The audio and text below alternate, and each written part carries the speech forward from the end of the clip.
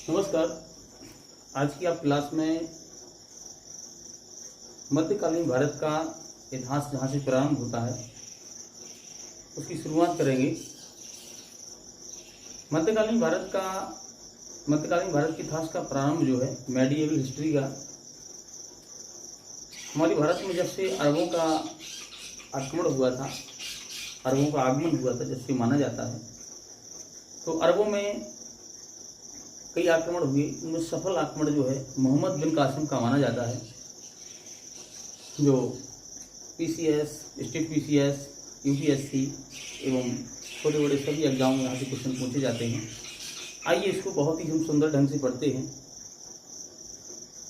तो सबसे पहले हम देखते हैं कि जो मध्य भारत का इतिहास है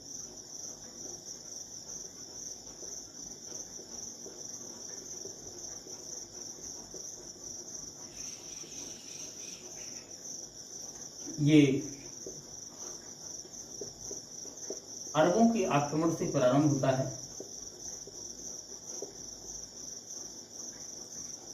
अगर बात करें हम अरबों के, तो सफल आक्रमण जो हुआ था मोहम्मद बिन कासिम का हुआ था।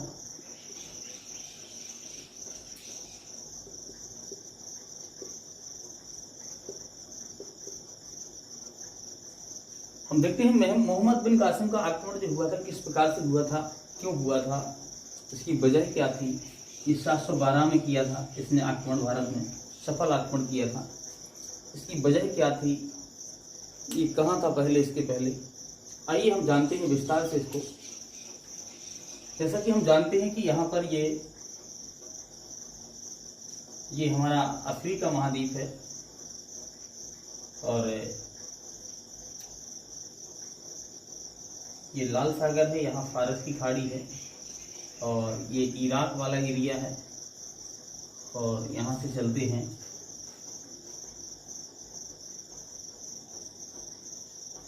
ये भारत की स्थिति है।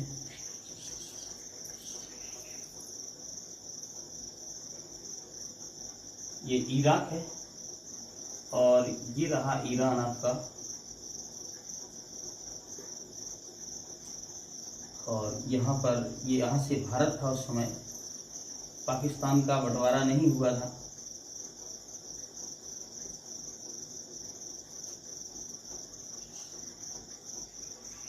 ये स्थिति थी। हुआ क्या कि ये जो इराक है, यहाँ पर मिस्र था, एक मिस्र देश था, आज भी है। तो मिस्र में खलीफा नियुक्त हुआ करता था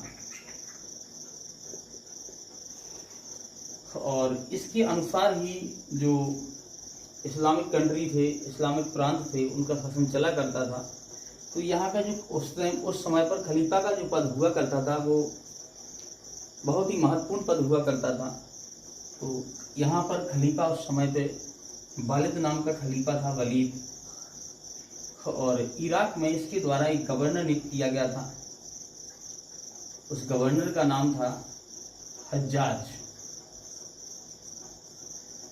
अब हम देखते हैं कि यहाँ हज्जाज नियुक्त किया जाएगा वलीद के द्वारा। थोड़ा सा हम ये जानने का प्रयास करेंगे, क्या मोहम्मद बिन कासिम के पहले भी भारत पर आक्रमण हुए हैं या नहीं हुए हैं? जी हुए हैं, अरबों के आक्रमण हुए हैं, लेकिन वो सफल आक्रमण नहीं थे। अगर बात करें हम, तो खलीफा उस समय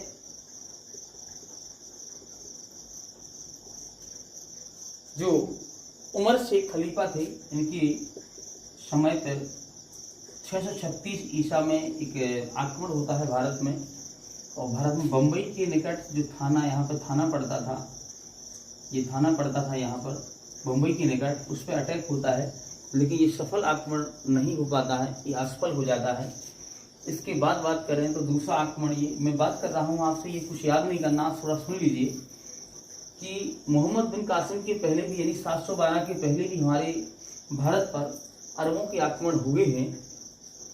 थोड़ा जानने का प्रयास कीजिए, याद नहीं रखना आपको, ये कोई परीक्षा की दृष्टि से महत्वपूर्ण नहीं है, थोड़ा सुन लीजिए। इसके बाद 644 ईस्वी में भी खलीफा उस्मान के समय में एक आक्रमण होता है,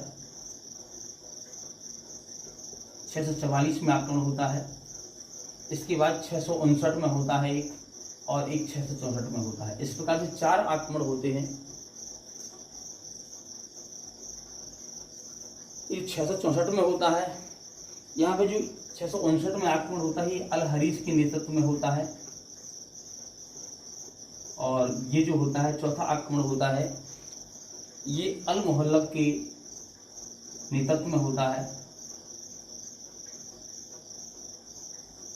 ये आक्रमण में अल हरीस जैसे ही आता है ये मारा जाता है और ये भी मारा जाता है। हालांकि ये चारों आक्रमण जो है असफल रहे। ऐसा होता जरूर है कि जो पहला आक्रमण होता है इसके दौरान यहाँ पे बहुत सारे हमारे कुरुमंडल तट पर बहुत सारे अरब लोग आते हैं, बस जाते हैं। हालांकि आक्रमण सफल नहीं होता है। तो इसके पहले भी आक्रमण हुए हैं अरबों के हमारे भारत पर। तो इस प्रकार से आक्रमण करते रहते हैं अरब, वो सफल नहीं होते हैं। एक समय ऐसा आता है जब यहाँ का गवर्नर, यहाँ का खलीफा जो है वलीद होता है और यहाँ का गवर्नर हज्जाज होता है इराक का। तो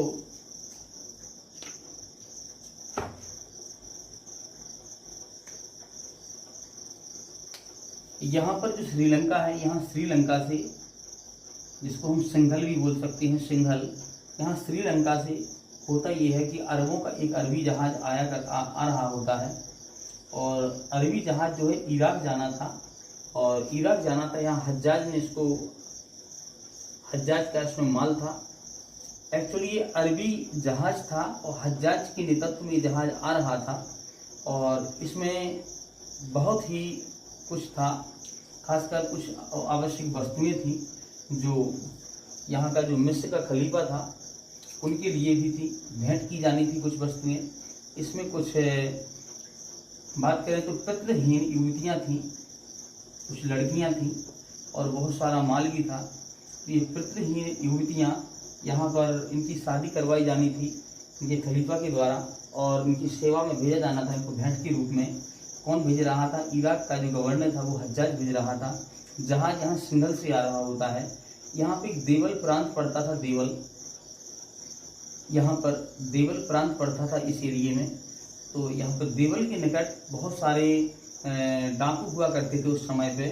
उन जो डाकू हुआ करते थे उसमें काफ़ी जातियाँ हुआ करती थी डाकुओं की, जिनमें से कुछ डाकुओं के द्वारा यहाँ पर देवल के समीप, यहाँ पर एक देवल बंदरगाह था, देवल, और यहाँ प्रांत भी था। तो देवल के बंदरगाह के निकट जैसे ही जहाज आता है तो यहाँ पर डकैत थे, तो उनके द्वारा इस जहाज को लूट लिया जाता है।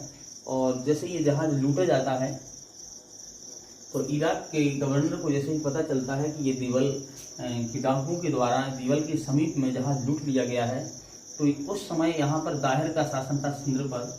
एक दाहिर राजा हुआ करता था और दाहिर का शासन होता है यहाँ पे। तो इराक का गवर्नर हज्जाज जाकर के दाहिर से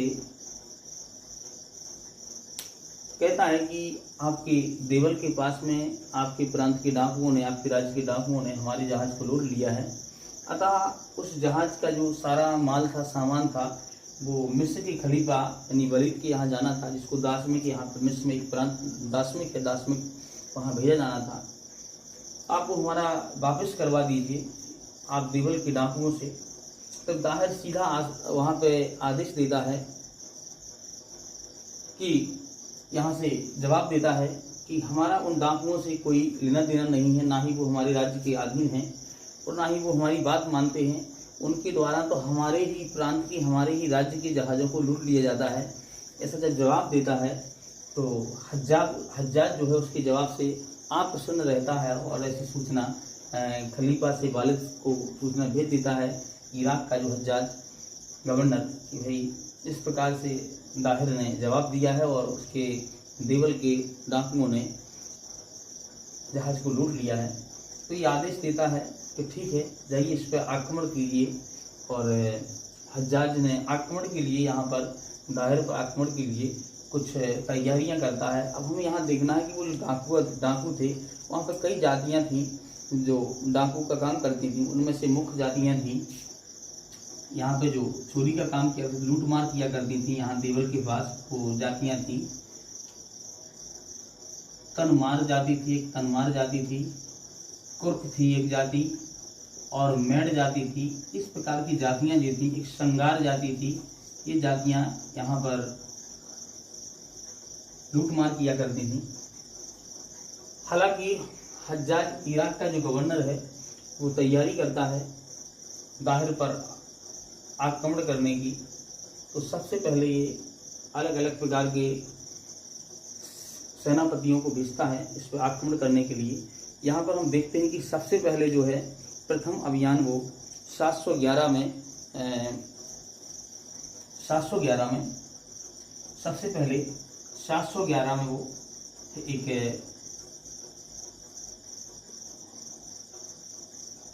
ओबेदुल्लाह के नेतृत्व में सेना भेजता है दाहिर पर आक्रमण के लिए। तो ओबेदुल्लाह आता है, दाहिर पर आक्रमण करता है, लेकिन ये सफल नहीं होता है, ये असफल हो जाता है। इसके बाद फिर 711 में ही एक बुदैल के नेतृत्व में, बुदैल को एक दूसरा सेना नायक आता है, सेनापति आता है, बुदैल आता है, और बुदैल के साथ में ओमान, यहाँ ओमान की सेना आती है। तो बुदैल और ओमान की सेना के माध्यम से फिर से दाहिर पर आक्रमण किया जाता है और ये आक्रमण भी असफल रहता है। इसके बाद में 712 में जो इराक के गवर्नर हज्जाज था उसका दामाद था, हज्जाज का दामाद और साथ में भतीजा दोनों था, ये दामाद प्लस भतीजा दोनों रिश्ते पड़ते थे, और उसका नाम था मोहम्मद बिन कासिम। मोहम्मद बिन कासिम था।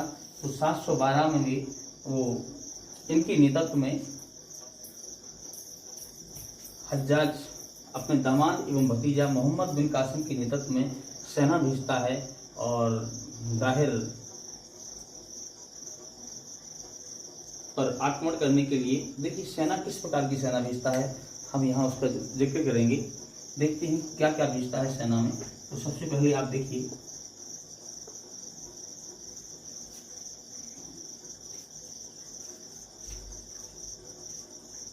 चलिए सेना में देखिए 6000 घुड़सवार थे,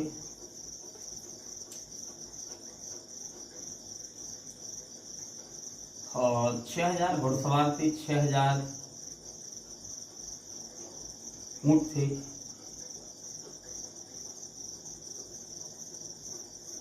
3000 जो है मालवाहक ऊंट थे, और 5 मशीनें थीं, और एक मशीन पर कम से कम 500 सैनिक थे। तो टोटल 2500 सैनिक इसके तहत थे। यहाँ से सिंध पर अटैक करने के लिए, भारत पर अटैक करने के लिए, सिंध पर अटैक करने के लिए 4 रास्ते थे। एक रास्ता था जो था वो रास्ता था, एक रास्ता जलमार्ग के द्वारा था, और वो रास्ता था यहाँ से, यहाँ मकरान पड़ता था, ये मकरान वाला प्रांत है, इधर से मकरान के किनारे किनारे वाला रास्ता था, वो जल मार्ग था।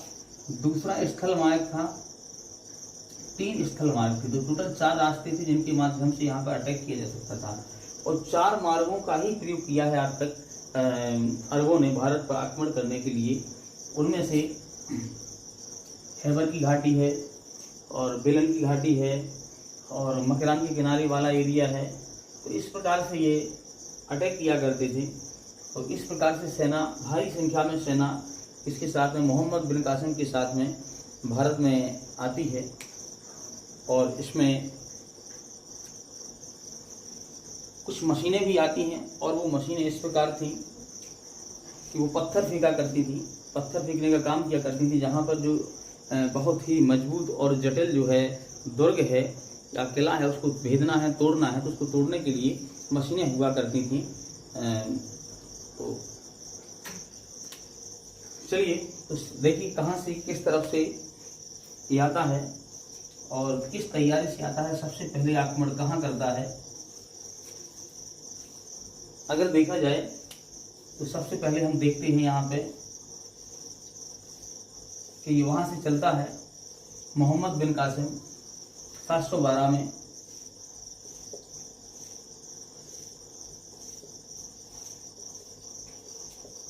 मोहम्मद बिन कासिम यहाँ से चलता है, तो चलता है धीरे धीरे आता है। तो यहाँ पे मकरान एक प्रांत पड़ता था, मकरान। तो मकरान का यहाँ का जो गवर्नर था जिसका नाम था हारून, इसके पास आता है। तो हारून अपनी सेना लेकर के इसके साथ मोहम्मद बिन कासिम के साथ हारून की सेना और प्लस मोहम्मद बिन कासिम की सेना, दोनों की सेना संयुक्त हो जाती है और इसके बाद आगे बढ़ता है।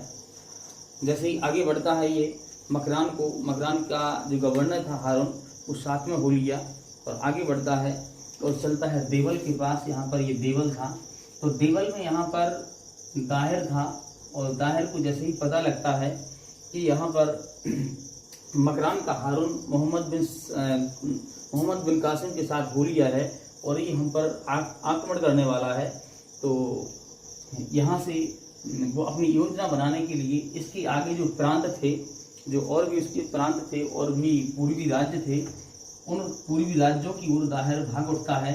हो सकता है वो अपनी युद्ध नीति की तैयारी करने के लिए, युद्ध की तैयारी करने के लिए भागता है। तो वो पूरब की उसके और छोटे छोटे यहाँ पर राज्य थे, प्रांत थे, तो इस यहाँ की ओर भागने लगता है, वो भाग जाता है। जैसे ही यहाँ पर इसके पहले और भी आगे आते हैं तो और भी जातियाँ मिलती हैं, जाट मिलते हैं, बौद्ध मिलते हैं। तो यह जाकर के मोहम्मद बिन कासिम का सहयोग करते हैं, क्योंकि जाट और बौद्ध यहाँ दाहिर से रुष्ट थे, क्योंकि दाहिर की शासन से वो नाराज थे, इसलिए वो इसके साथ हो जाते हैं, मोहम्मद बिन कासिम के साथ हो जाते हैं। इसके बाद वो देवल पहुंचता है। देवल पे जैसे ही उसको पता चलता है दाहिर को कि आ रहा है, तो दाहिर वहाँ से अपनी युद्ध की तैयारी करने के लिए पूरब की ओर भाग जाता है। तो जैसे देवल के पास पहुँचते हैं और देवल के बंदरगाह को चारों तरफ से घेर लिया जाता है। घेरने के पश्चात वहाँ पर जो बौद्ध लोग होते हैं और भी जो लोग होते हैं, वहाँ की जनता जो थी देवल के पास, कई वहाँ पे सभी प्रकार के लोग रहा करते थे, उन सब पर मोहम्मद बिन कासिम जो है 17 साल से ऊपर के सारे लड़कों को सबको ये मार डालता है। जनसंहार बहुत ज़्यादा होता है, मार डालता है। कुछ लोग बचते हैं, उनको गुलाम बना लेता है, उनको इस्लाम में कन्वर्ट करवा देता है। तो इस प्रकार से देवल पर यह अधिकार कर लेता है। देवल पर जैसे अधिकार करता है, तो ये देवल था, यहाँ पे मकरान था, तो देवल पर अटैक किया इसने। देवल पर अधिकार करने के बाद मोहम्मद बिन कासिम आगे की ओर बढ़ता है, आगे जाता है। तो एक नीरून प्रांत था, एक नीरून, ये भी दाहिर के शासन में आता था। तो नीरून पे पहुंचता है, तो नीरून पर 2 लोगों का अधिकार था। यहाँ पर बौद्ध प्लस ब्राह्मण 2 जातियां निवास करती थी। तो जैसे ही यहाँ पे पहुंचता है, तो बौद्ध बिना युद्ध किए ही अपने आप को आत्मसमर्पण कर देते हैं और उसे युद्ध नहीं करते हैं मोहम्मद बिन कासिम से। तो यहाँ पर नीरून पर अधिकार करता है मोहम्मद बिन कासिम। इसके बाद आगे बढ़ता है, नीरून के बाद तो पहुँचता है सेहवान पर। यहाँ पर सेहवान था, सेहवान पर पहुँचता है। एक्चुअली सेहवान पर जो दाहिर का चचेरा भाई था, जिसका नाम था बजहरा था, ये शासन कर रहा था। तो बजहरा को जैसे ही पता चलता है कि मोहम्मद बिन कासिम आक्रमण करता आ रहा है, तो बजहरा यहाँ से भाग जाता है और भाग करके ये बुधिया कहाँ पहुँचता है, भाग करके ये बुधिया पहुँचता है। और बुधिया में यहाँ जाट होते हैं और जाटों को ये शरण ले लेता है। इसके बाद यहाँ से सेहवान पर ये अपना कब्जा कर लेते हैं, अटैक कर लेता है मोहम्मद बिन कासिम। फिर आगे बढ़ता है। देखिए ये सारी चीज़ आप सुन लीजिए, बस बाकी जो काम की चीज़ है मैं आपको ये सब सुनना आपको ज़रूरी है। बाकी ये परीक्षा की दृष्टि से जो चीज़ महत्वपूर्ण मैं बता देता हूँ, आपको बता दूंगा कि ये क्या, आपको सुन लीजिए पूरी कहानी, दिमाग में फैक्ट बन जाना चाहिए कि कैसे कहाँ क्या आक्रमण हुआ है, कैसे इसने भारत पर, अरबों ने अपने भारत पर कैसे धीरे धीरे राज्य किया है। चलिए आगे देखते हैं। तो सेहवान से बजहरा, इनका जो भतीजा था, वो भाग जाता है और बुधिया पहुंचता है, जहां जाटों की शरण ले लेता है बुधिया में ये। तो जैसे ही मोहम्मद बिन कासिम को पता चलता है कि ये बुधिया भाग गया है, तो बुधिया में जाट थे, तो ये जाटों से जाकर के विद्रोह करता है, लड़ाई लड़ता है। जाट लड़ते हैं, इधर से जाटों से युद्ध होता है। लेकिन जाटों में एक मुखिया था, जाटों का एक मुखिया था जिसका नाम था काक। तो काक क्या करता है, जाटों का ये मुखिया था, और ये मिल जाता है किसके साथ, मोहम्मद बिन कासिम की सेना में मिल जाता है और जाट पराजित हो जाते हैं।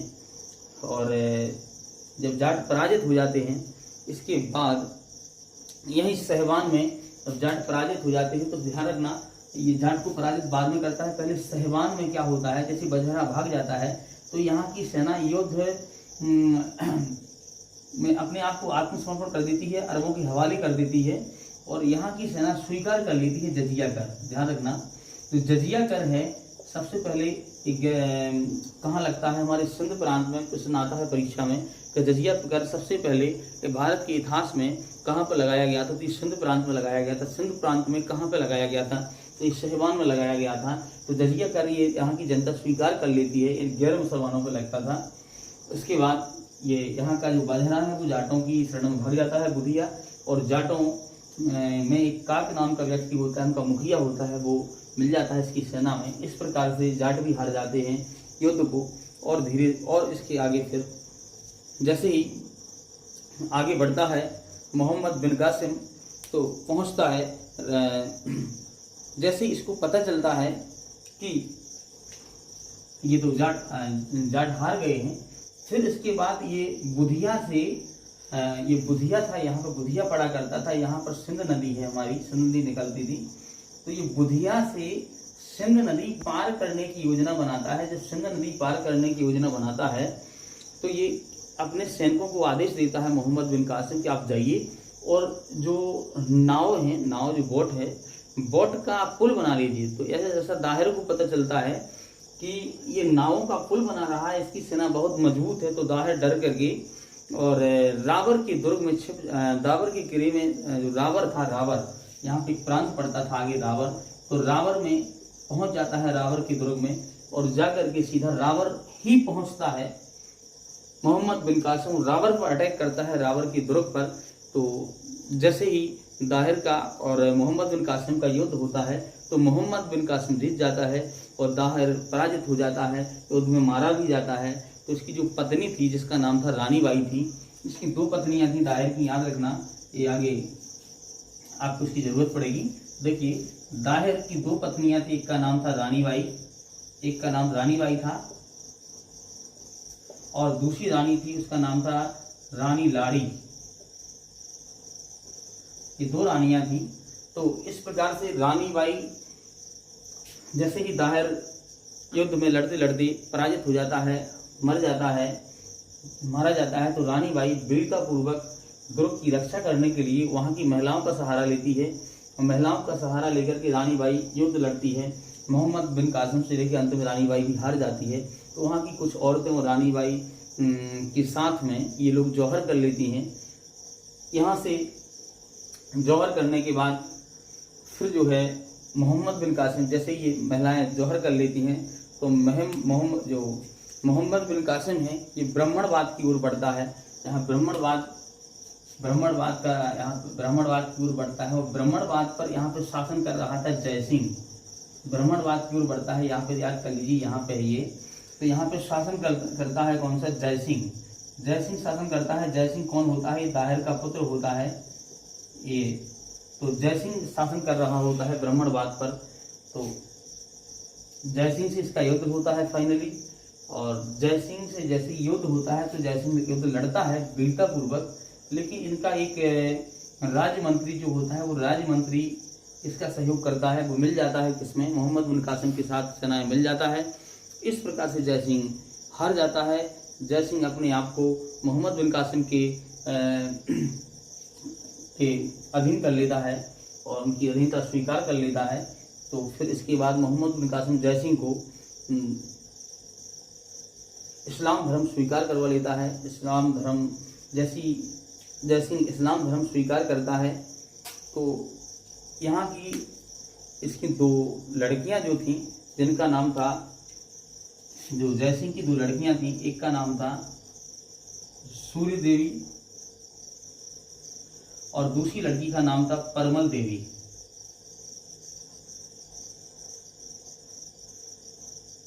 परमल देवी था, ये दो लड़कियां थी, इनको बंदी बना लेता है यहाँ पे मोहम्मद बिन कासिम। और बंदी बनाने के बाद जैसे इनको बंदी बनाता है और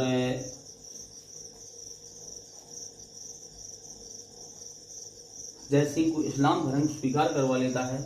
फिर मोहम्मद बिन कासिम आगे बढ़ता है और यहाँ पे मुल्तान प्रांत था, जो मुल्तान था यहाँ पे पाकिस्तान में प्रांत अभी भी आता है वो, तो मुल्तान पर अटैक करने की योजना बनाता है और सिंध प्रांत को जीतने के बाद ये मुल्तान पर अटैक करता है 713 में। जैसे ये मुल्तान पर अटैक करता है तो इसमें विजय प्राप्त करता है। ये मुल्तान से इतना सारा सोना लूटता है, इतना सारा सोना लूटता है ये मुल्तान से, कि ये अंत में मुल्तान को स्वर्ण नगरी का नाम दे देता है, उसको स्वर्ण नगरी के नाम से पुकारता है। फिर ये यहाँ पर जैसे ही इसने मुल्तान पर अटैक किया, इसको विजित किया और विजित करने के बाद जैसे ही ये इधर जो खलीफा वलीद थे ये बदल जाते हैं और यहाँ के खलीफा जैसे ही बदलते हैं और यहाँ के खलीफा जो थे वो सुलेमान बने। इसके बाद जैसे सुलेमान यहाँ के खलीफा बनते हैं, इनकी दुश्मनी जो थी यहाँ के हज्जाज से थी, यहाँ की गवर्नर हज्जाज से थी। अब चूंकि हज्जाज का ये मीर जो मोहम्मद बिन कासिम था ये दामाद था, तो कुछ लोग ऐसा बताते हैं कि व्यक्तिगत रंजिश होने के कारण, हज्जाज से दुश्मनी होने के कारण ये मोहम्मद बिन कासिम को इतिहासकार बताते हैं कि मार डालते हैं, उसको उसकी हत्या करवा देते हैं। कुछ लोग ऐसा बताते हैं, कुछ इतिहासकार बताते हैं कि यहाँ से जो लड़कियाँ इसने बंदी बनाई थी, सूर्य देवी और परमल देवी, तो इन लड़कियों को ये मोहम्मद बिन कासिम ले जाता है। किसकी भेंट के रूप में किसको देता है, जैसे सुलेमान यहाँ के खलीफा को देता है। तो वहाँ की खलीफा से वो लड़कियाँ शिकायत करती हैं कि मेरे सतत्व को पहले ही मोहम्मद बिन कासिम ने नष्ट कर दिया है। तो इससे नाराज हो जाता है सुलेमान और सोचता है कि जब इनका सतत्व नष्ट कर दिया है तो ये मेरे काम की नहीं है। इस प्रकार से वो सीधा मोहम्मद बिन कासिम को की हत्या करवा देता है और मोहम्मद बिन कासिम की मौत हो जाती है। फिर इसी के तहत ही हमारे भारत में फिर ऐसी मौत हो जाती है। तो जय सिंह फिर से ब्राह्मण साम्राज्य की स्थापना करता है, ब्राह्मण वंश में जाता है, वहाँ पर राज करता, शासन करता है, फिर से हिंदू धर्म को स्वीकार कर लेता है ये। और अगर बात करें हम तो इस सारे यहाँ के अरबों के आक्रमण की जानकारी जो है, एक ग्रंथ है जिसका नाम है चचनामा। ये परीक्षा में क्वेश्चन पूछा जाता है। ये चचनामा जो है इसके लेखक जो है अज्ञात है, कोई अरबी लेखक लिखा था इसका, यह अज्ञात है, बताया नहीं क्या हिस्ट्री में कौन इसका लेखक था। हाँ, लेकिन इतना जरूर है कि इसका फारसी में अनुवाद बाद में करवाया जाता है। जो नसरुद्दीन कवाचा होता है, मोहम्मद गौरी का रिलेटिव होता है, तो नसरुद्दीन कवाचा इस चचनामा का क्या करवाता है, फारसी में अनुवाद करवाता है और इसका अनुवाद जो है अबू बकर करते हैं। इस प्रकार से सारी जानकारी हमें चचनामा से मिलती है। इसी के साथ ही